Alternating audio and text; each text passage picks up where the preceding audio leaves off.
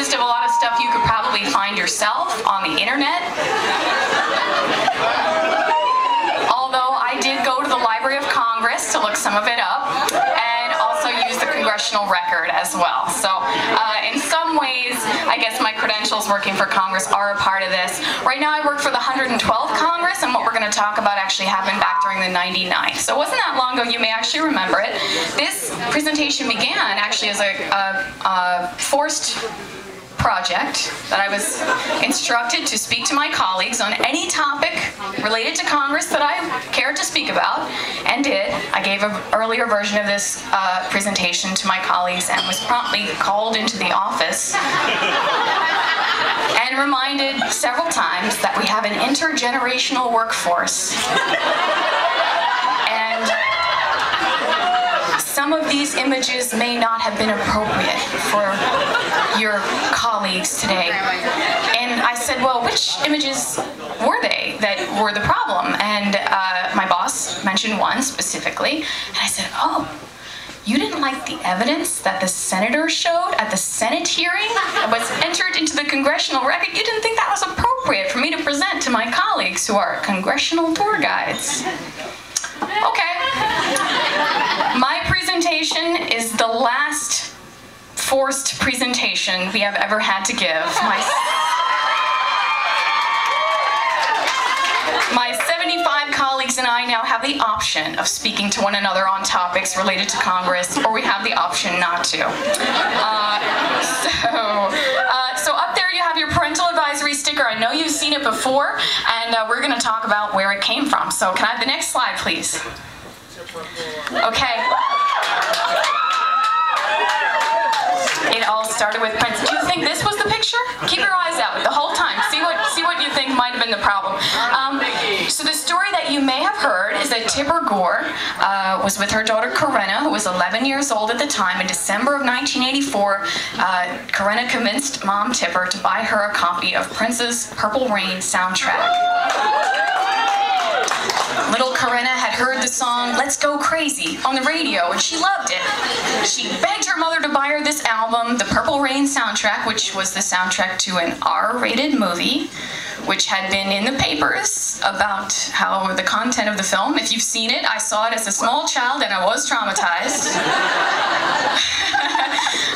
And so Tipper put on the record, and sure enough, heard the song Darling Nikki.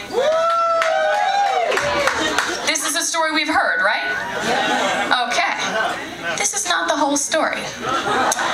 Earlier, a different family, an unknown, non-congressional family in Cincinnati, Ohio, bought Prince's record 1999, put it on the stereo, and then ran across the room to turn it off when the lyrics to Let's Pretend We're Married started playing in front of their children, even though the lyrics were printed on the album cover. So they took it to their local PTA, who took it to the national conference in Las Vegas, and the national PTA conference decided that they were going to ask record companies to label their records. They sent a letter to 29 major record labels in October of 1984. Nothing happened. Next slide.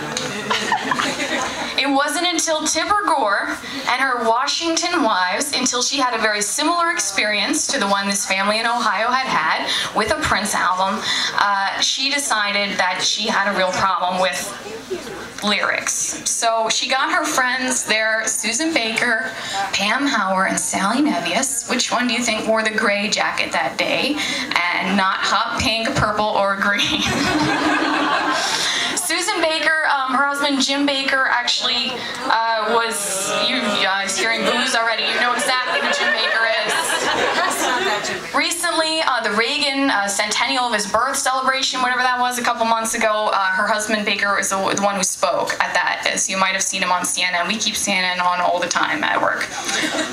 These ladies here pulled their Christmas card lists to come up with a name of people who may be interested in attending a meeting about the dangerous things that are in the music today. So they had this big meeting at St. Columba's Church here in DC, and they talked about suicides among young people listening to AC/DC, and in increases in teen pregnancy rates, and all kinds of other horrible stuff like rapes that were happening, and these are clearly related to today's music. So this got a tremendous, tremendous amount of attention. They call themselves the Washington Wives, which a few people pointed out sounds like a Jackie Collins novel. And they actually managed to start an organization. They were given a grant, actually. They were given a donation of $5,000 from Mike Love from the Beach Boys. And they were given some office space here in DC to start this campaign. So, next slide, please. They released this list to the newspapers of the Filthy 15. You have my apologies that there are not 15 titles on this list. Again, go to the internet. I'm just really bad at PowerPoint, okay? It's not one of my skills. And so here are some of them. All right, so let's start at the top. Eat Me Alive by Judas Priest. Anybody heard this song? This is Tipper Gore's favorite. It's about oral sex at gunpoint. I'm going to force you to eat me alive by Judas Priest. You guys know who sings that, right? Rob Halford from Judas Priest. Do you think he's talking about a woman performing oral sex? And it contains the phrase, spread eagle to the wall. Just in case that helps you. Okay. All right, so she said oral sex at gunpoint about 500 times over the course of this one summer. Back in 1984, she said it on the news, she said it on talk shows, she said it all over the place, where a lot of children heard the phrase uttered from the lips of Tipper Gore. Never mind that. Let's move on.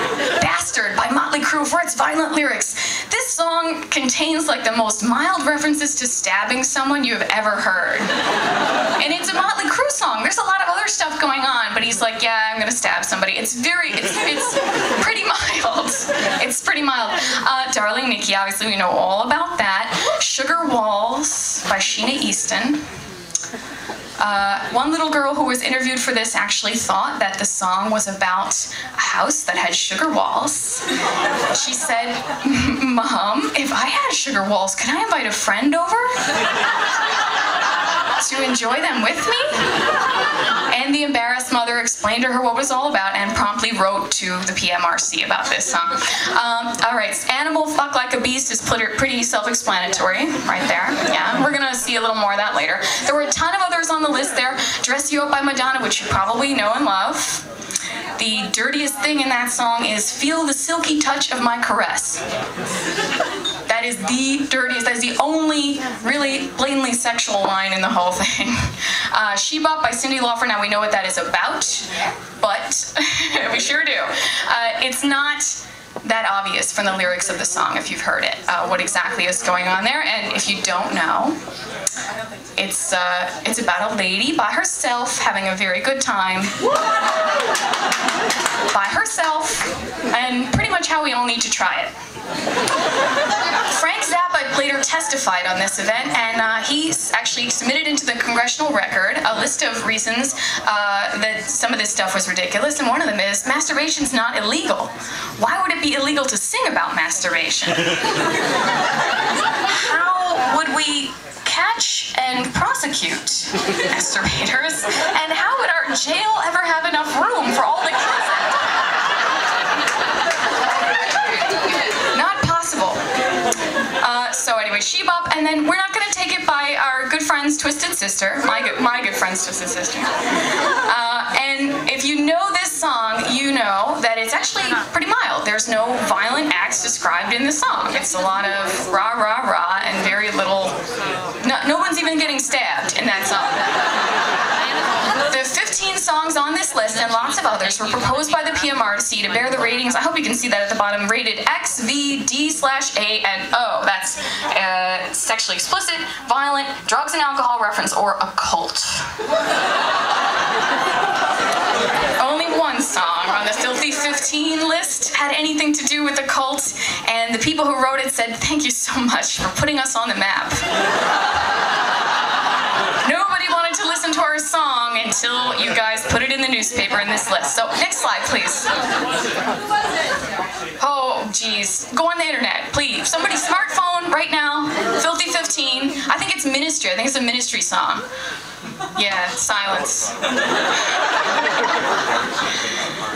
Okay. Oh, the captain, the PMRC also cited one of the songs by the Captain and Tennille. Do It To Me One More Time. That's a problem. Frank Zappa pointed out that most of the stuff he wrote was a million times worse than the stuff on that list, but nobody put him on any list. So here's your quote from Tipper Gore. I hope you can read that. She's talking about a sick new strain of rock music glorifying everything from forced sex to bondage to rape. Well, Tipper, there may be forced sex at gunpoint. There's no bondage that we could find, and rape isn't mentioned or described in any of the songs that she put on this list or that were ever otherwise mentioned by the PMRC.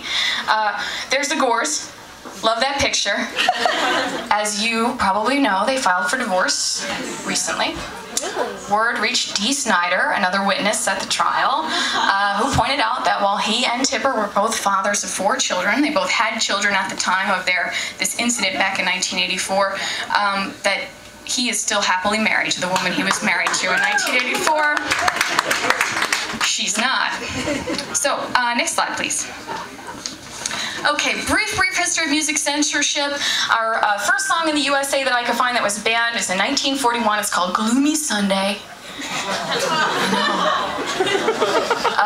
And this supposedly encouraged suicide. And it was banned in Europe, and then it was banned in the US, kind of a peer pressure thing. In 1951, radio stations decided to ban the Dean Martin song, Wham Bam Thank You Ma'am.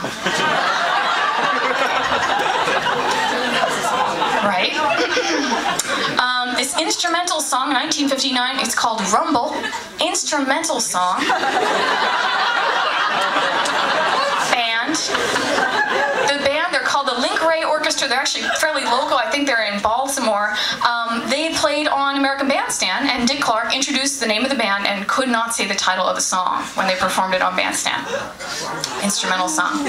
In 1965, the mayor of Cleveland had a bad incident with Mick Jagger and the Rolling Stones and decided there would be no more rock concerts in Cleveland. In not that long after that, actually, but I think you can still see music in Cleveland.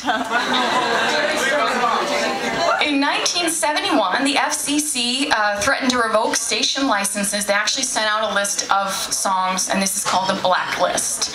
Copies of the Blacklist are impossible to track down. In his autobiography, Frank Zappa claims to have seen one briefly, that it contained about 20 songs, including Puff the Magic Dragon. And that it disappeared and he doesn't know what happened to it.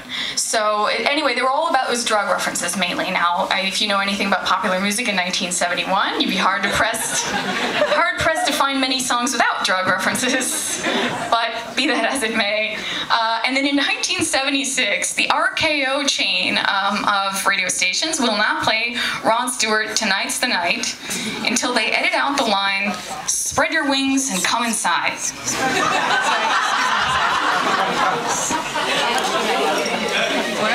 In 1978, the Sex Pistols were denied a visa to tour the US for the first time because of the name of the band. They reapplied.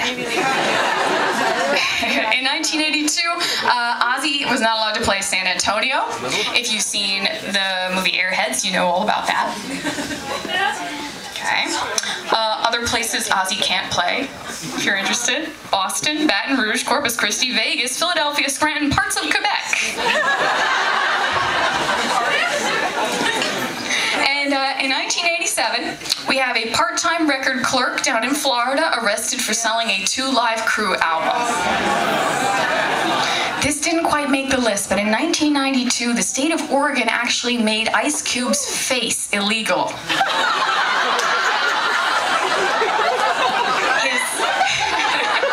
That's right. You may not display Ice Cube's face anywhere in the state of Oregon. His album Death Certificate had come out, and I guess was problematic.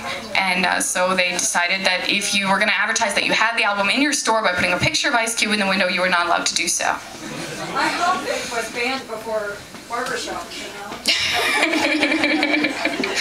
let's not bring up barbershop. We're talking about Ice Cube in 1992, and he's still cool. Can we get a new slide, please? So the recording industry of America, which controls about 80% of the market, agreed to put this sticker, or a sticker like it, something along these lines, on albums that would have potentially offensive lyrics. They agreed to this. Still, by this time, the Senate had got wind of this thing and decided that they were going to hold a hearing. So here we go, September 1985. Next slide. Okay, that says Committee on Commerce, Science, and Transportation, if you can't see that at the top there. And this committee had only gained the right to control consumer products and services for about 10 years before this happened, so in 1977 or so, they got control of this. Let's check out this list. So we have John Danforth there as the chair. Next name on the list, folks, Bob Peckwood. Now, when I saw this, certain images came to my mind about Bob Peckwood that I remember from my youth, and I did a little research though, and my impression of Bob Peckwood was a little bit different than the reality of Bob Peckwood. Apparently, the sexual harassment that he conducted with his staff over a 20-year period consisted of mainly lame passes that he made at them. Basically, he would awkwardly embrace and kiss his female subordinates and other women he came into contact with, and if they didn't comply, he just left them alone. No retribution, no promise of success if they complied. There were no repercussions whatsoever. When Bob Peckwood kissed you, you just ran away, and that was it. So it was a little different than I thought, but we can agree there's some sexual impropriety there. Who's next? Barry Goldwater, Mr. Conservative. Both of these gentlemen are pro-choice, by the way. That earlier presentation. Barry Goldwater, Mr. Conservative, something of a reputation as a swinger. And if you go down the list, we're going to go to the second column. We're going to go down, and right there at the bottom, Al Gore Jr. Senator Al Gore is the freshman member of this committee.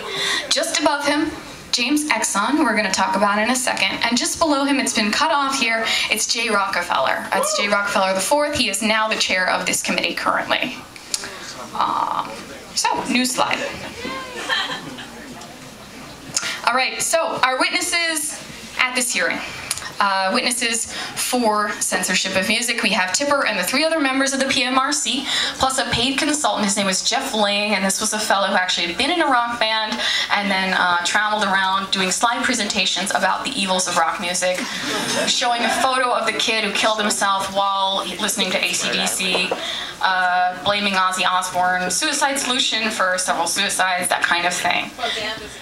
What band was in? I have no idea. Obviously, they weren't very successful. Or he'd have something else to do. All right, the president of the RIAA came. His name is Stanley Gordakoff. This poor man has been through a lot up to this point already, and here he is at this hearing. Senator Paula Hawkins testified, and the vice president of the National PTA, remember they started all this thing before Tipper got involved, are witnesses about the ill effects of music on young people's development. We have a music professor at UT San Antonio, and a child and adolescent psychiatrist. So the women of the PMRC, Tipper and her friends, who we saw before in the lovely neon jackets, one of them said, Susan Baker said, this doesn't compare to Louie Louie, Cole Porter, the Byrds Do It, the Bees Do It, or Billie Holiday. She didn't know when she was saying this is that all of those musicians have been banned in the past. So, anyway, kids killed themselves listening to AC/DC. The Night Stalker is a big fan. This kind of thing, scare tactic stuff. Basically, the idea is the industry responsible to protect consumers? And Senator Exxon, who we saw a minute ago, his name was just above Al Gore's, said, if we're not talking about federal legislation, and we're not talking about federal regulation, what are we doing here, having a Senate hearing on this topic? What business is it of ours? So they just sort of pushed him to the side and they let everybody else. The circus continued. So next slide, please. Here are 2 of the performers who testified at this hearing. You know the man over there on the right, that's Dee Snider from Twisted Sister. You have an image of him here performing. The same summer, 1984 that we're talking about here, he actually, or 85, excuse me, he actually had become the host of a precursor to Headbangers Ball. It was called the Heavy Metal Mania, and this had just started when all this happened. So he was kind of having a moment. Okay, and he actually, it's really interesting, this has become, you probably know this, part of his personal mythology. He talks about how he was called upon, when he was asked to testify, to bring the standard of metal, to wave the standard and to bring it into battle and to be basically the target, the distraction. And he talks about sacrificing his band so that better bands could thrive. Yeah, it's deep stuff. He's a really neat guy. John Denver. Many members of the committee were under the impression that John Denver was going to be on their side. He showed up, and Al Gore said right away, "I want to let you know I'm a big fan of your music." And John Denver said, "That's great." When Dee Snider got up there, he said, "Mr. Gore, you're not going to tell me you're a fan of my music, are you?" Okay, so next slide, please. Okay, so here we have a picture of Dee Snider testifying. Remember this image. I'm sure it'll be burned into your brain, but please remember this image right here. And so, John Denver said that his lyrics have been misinterpreted. He said specifically the song Rocky Mountain High was about the high that he experienced while mountain climbing, because that's the kind of sweet, wholesome soul that John Denver is. And he couldn't believe that people thought he was talking about drugs. He also made the movie Oh God, a classic, and was again horrified that people felt that it was in some way sacrilegious or that it was offensive. He was hurt by this, so he wanted to come and testify about that. And he said basically censorship is counterproductive. You tell people they can't have something, that's what they want most of all, especially young people, children, teenagers. Okay, so Dee Snider, let's look at the picture of Dee Snider. Shows up, takes out of his back pocket a crumpled, folded up piece of paper. He said, "I wanted to look like the bad kid bringing his homework to class." And he says, "They underestimated me like so many people do. They had no idea I could speak English fluently." He read this prepared statement, which he had written, which is quite thoughtful and well composed, and also said his lyrics are misinterpreted, that Tipper had a huge problem with his song Under the Blade, which she said contained references to S&M and bondage, violence. He said it's about surgery. Your legs are strapped, your hands are tied, you're going under the blade. It was about his bassist actually having throat surgery and how scary that was for him as a singer to think about that, going under the blade, not knowing what was going to happen. So his lyrics are being misinterpreted. He's being targeted and attacked by Tipper. She's calling him a misogynist. She's saying he's satanic and that he's encouraging young people to use alcohol and drugs. Dee Snider stood there and said, "I'm a Christian. I do not drink. I do not do drugs. I am married. I have a small child. And basically, you're putting this on me that's nothing to do with who I actually am." Frank Zappa never did drugs. That's right, Frank Zappa never did drugs. He said parents are responsible for the content of the albums their children listen to what your kids bring home, and if you don't like it, take it back. Listen to it before they get it. And they said, "Do you really do this with your own children?" He said, "Yes, I do, and I will." His son is approximately my age, so his son was a toddler at this point. But he said, "When my son grows up and buys records, I will listen to them." And I have every belief that he, in fact, did do so. So, next slide, please. Okay. Here's Frank Zappa. Is this what we were all waiting for? All right. Most of the source material on this, folks, calls Frank Zappa an unknown. And the only reason anybody had heard of him in 1985 was because he had just done the song Valley Girl in 1982, which is the only thing he did that really hit the charts. But anyway, okay, so Frank Zappa, he's been around for a while. He has an extensive career at this point, and he wrote actually a letter to President Reagan before this, when he heard that this was happening. He says, "There seems to be a lethal cloud of brimstone and mildewed bunting rising from the floor of the Senate. I'm gonna think about that the next time I'm in there. A lethal cloud of brimstone and mildewed bunting rising from the floor of the Senate. Still happens in 2011. It's an aromatic place, the U.S. Capitol. I will not deny. So Frank Zappa feels that this whole thing is a distraction. This whole porn rock hearing is a distraction from what the real story is, which is that there is this bill, House Resolution 2911, which is a blank tape tax, and it's also a tax on home recording equipment. The recording industry stands to make about $250 million annually if this bill goes through. Supporters of this bill are on the committee that is hearing this porn rock case right here, and the one who is the proponent of it primarily is Al Gore. So Frank Zappa thinks this has something to do with this, and this is why we're having this porn rock hearing. He also points out that they're targeting rock and not other genres of music. Why not comedy records for vulgar language? Why not country songs for images of violence and drugs and alcohol and sex? And why not opera? Heck, if we're going to talk about violence. So, and he says you can't, basically what the PMRC is saying, we can rate records like we rate movies. This one's R, this one's safe for kids, you know. And he says this is impossible. You're talking about 325 films per year versus 25,000 songs coming out every year, let alone all the ones that are not on the major record labels. So this is a real problem. And he points out that musicians would be stigmatized if they get this X, V, D, A, or O rating on their record, whereas an actor in an R-rated film is not stigmatized as a result of their acting in an R-rated film. I would argue that if your film was rated X, you are stigmatized. The theaters will not show it, no one will see it, basically, because certain theaters have a rule they will never show an X-rated film. This was a problem a little while ago, I think with the film The Blue Bunny, possibly, with Chloe Sevigny. Brown Bunny, excuse me, thank you. Frank Zappa says, this is like treating dandruff with decapitation. It's a paraphrase of a line from a Supreme Court justice about 40 years before this, actually. Frank Zappa knows his stuff. So, here's what he says. Oh, okay. He wants to know what's next. Is the PMRC going to legislate an official legal age at which comprehension of vaginal arousal is legal? You know, if they're under 18, they're too young, what's the deal? And he says, there's no conclusive evidence to support the claim that exposure to any form of music will cause the listener to commit a crime or damn his soul to hell.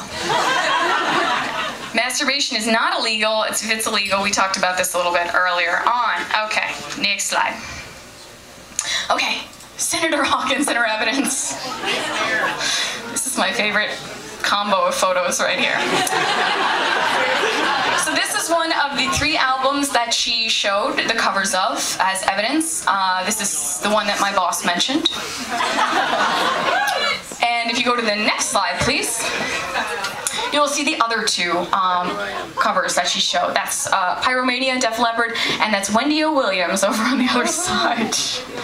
They also screened 2 music videos. They showed the video for We're Not Gonna Take It by Twisted Sister, and they showed the video for Van Halen's Hot for Teacher. Tipper said, my 8-year-old was frightened and confused. She said, why are the teachers taking their clothes off in school?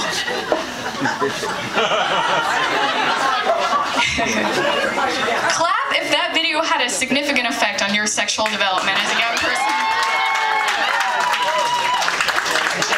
Good, I feel vindicated. Okay, next slide. It created unrealistic expectations, is that what you're saying? You should see the 8th graders on my tour. Okay, President Reagan was asked to respond to this crisis, and this is his response right here. Basically, he cites the PMRC, the violent and malevolent would never be given free rein to prey upon our children. So the result is the recording industry of America agrees again to sticker the albums. HR 2911, the blank tape tax passes after another hearing chaired by Gore. And most stores, like Walmart, will not carry these stickered albums. Artists are forced to put out a clean version of their songs. There's confusion. Stores are stocking both. They're stocking one. They don't really know what they have. And one record store up in the Pacific Northwest got so confused, they accidentally affixed one of these explicit lyric stickers to an instrumental album by Frank Zappa. Jazz from Hell. Completely instrumental. There are no lyrics on the record. One of the songs is titled G-Spot Tornado, but other than that, instrumental. Okay, let's do next slide. Yeah, so there's a label right there. Next, please.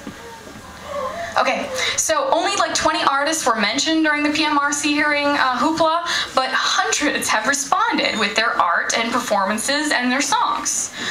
So the very first song is a Grim Reaper song, Rocky to Hell. The only one on here that we don't know for sure, and you can go Wikipedia, folks, and read an extensive list by friends of obscure bands that claim that various songs were inspired by this. If you go and listen to the songs, the lyrics, you're like, it doesn't say that, but okay, maybe. So Danzig's Mother, which is the only big hit by Danzig, we love him anyway, has been credited to the PMRC. That's possible. Alice Donut has a song called Tipper Gore, and the Megadeth song Hook and Mouth mentions them. Obviously Ice-T, Freedom of Speech, has a lot of stuff about her too. And you can read on down the list. Suicidal Tendencies put out a record with 2 songs mentioning the PMRC. They brought up suicidal tendencies during the hearings as well. It just didn't make the Filthy 15.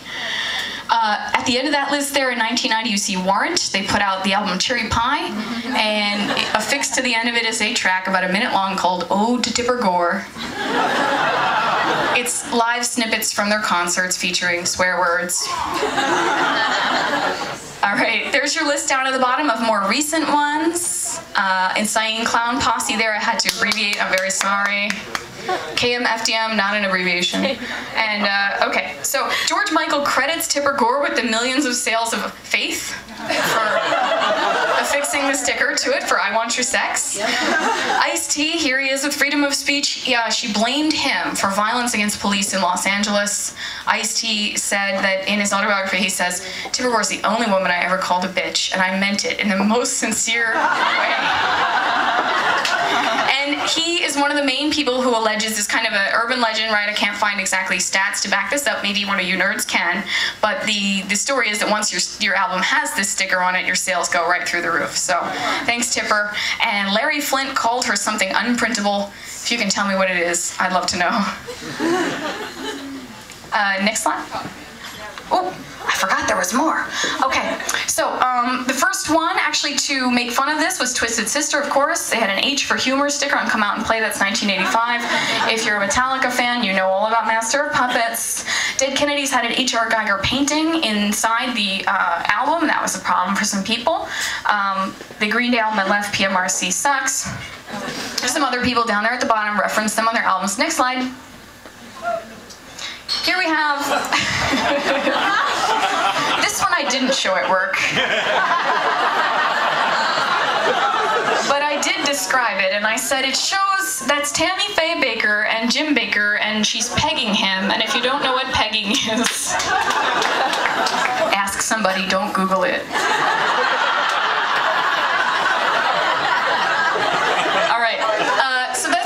They wanted to release. This is the cover they ended up releasing over there on the other side. And next slide.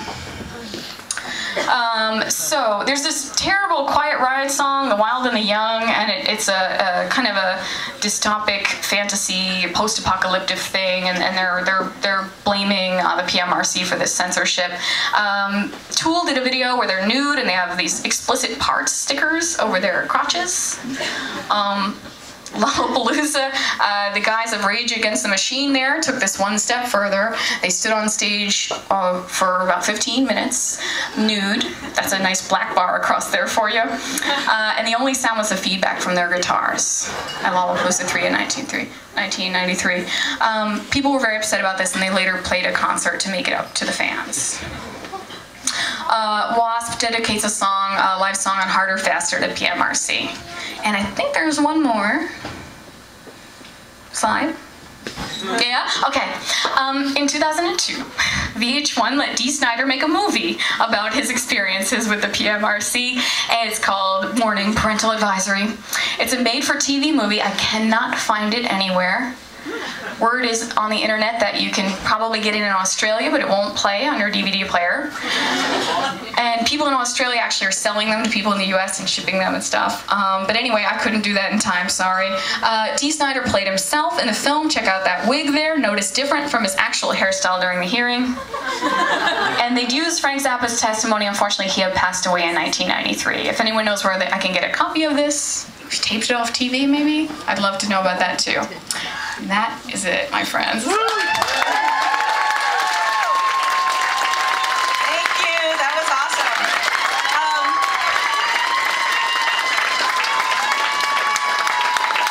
So while we set up the drums, we can take a couple questions. Please don't, I don't know anything. Yeah.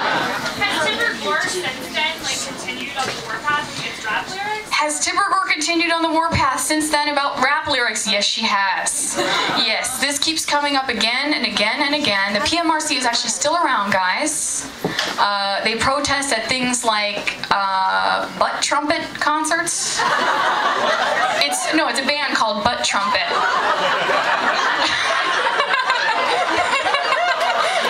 It is not an instrument that you are not familiar with. Tipper. You can imagine. Yeah, you can imagine what it's like. During the trial, Zappa pointed out that the PMRC claimed to have no members, only founders. He was trying to get a list of members and couldn't obtain one in time for the trial. Tipper Gore did resign her non-membership when her husband ran for president. And then she got on stage and performed with the Beach Boys and tried to make it all up to the music industry. What picture did you get in trouble for? Sorry? What picture did you get in trouble for? What picture did I get in trouble for? They had a problem with the whole thing, really. But my boss specifically said that WASP cover, maybe we could have done without that. And I said, but that's what the senator held up at the hearing. It's evidence. It's in the record. Yeah. Question. The parental advisory, is this statutory or is it actually some type of just, the record company, the record store is just complying with public opinion? Is it some type of... Is the parental advisory sticker voluntary compliance? Is there a force of law behind it? Is there a force of law behind it? There is no federal legislation of it, so there, in essence, nothing came of this hearing. But the sticker is voluntarily used by the record companies. Yeah. What did management say when you told them it was from a congressional hearing? What did the management say when I told them that the image they had a problem with came from the congressional hearing? The manager backpedaled a little bit, and it was clear to me that she had not actually been paying attention, but saw that WASP cover and just freaked the hell out. Okay. One more. So at the Democratic convention with Tipper and Gore, how would that have been labeled under this? Al and Tipper's kiss at the Democratic National Convention, what would that have been labeled? A cult. Let's skip explicit and go right to a cult. I love that.